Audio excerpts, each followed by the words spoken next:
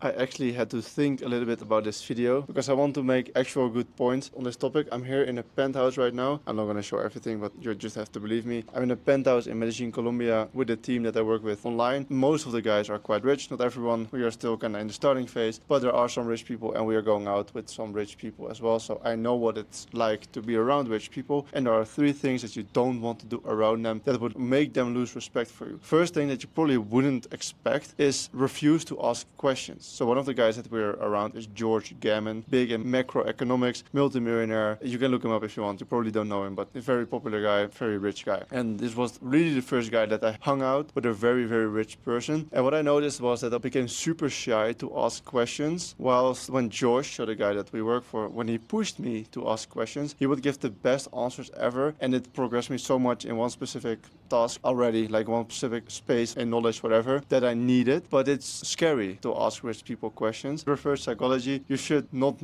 ask questions, you should ask questions, if that makes sense. I was scared to ask questions. You should, because they're not afraid. Like if someone more broke than me, even though that sounds very arrogant, but if someone with less money than me asks me some questions, I'm always open to answer them if they make sense, if I'm actually helping them, and if I know about the topic. I would respect it less if someone refuses to ask the questions because he's scared, if you know what I mean, even though I'm not rich, just to give you the example. The second thing is talk bad about other people. If you talk bad things about other people when they're not around, you can do it when they're around because then they can slap you in the face, but when they're not around and you talk bad about them, if you don't tell them the bad stuff, you're just a dick. Rich people, they value honesty, they value transparency, and they value growth. So of course, if you have feedback on someone, completely fair, give them the feedback. If I think someone here, Moises, one of the guys that we are living with right now, he called me out on my ego. He was talking with boys how my ego was getting the best of me. Then he told me because he wants me to grow. But they would not respect him if he wouldn't have told me. Otherwise, there's no point. Why should you talk bad about someone if you're not going to tell him to make him grow from the feedback? Rich people are very transparent, are very honest, very direct, so they would lose respect for you if you talk bad about people without them being around or without telling them. And the third thing is asking for more money before you give more value. All these guys with a lot of money, they deserved it. They deserved the money before they got it, of course. You first have to provide a shitload of value before you get it, because getting rich is a weird thing. You won't get rich from a 9 to 5. You get rich from something with more leverage. The graph doesn't go like this. The graph more goes like this.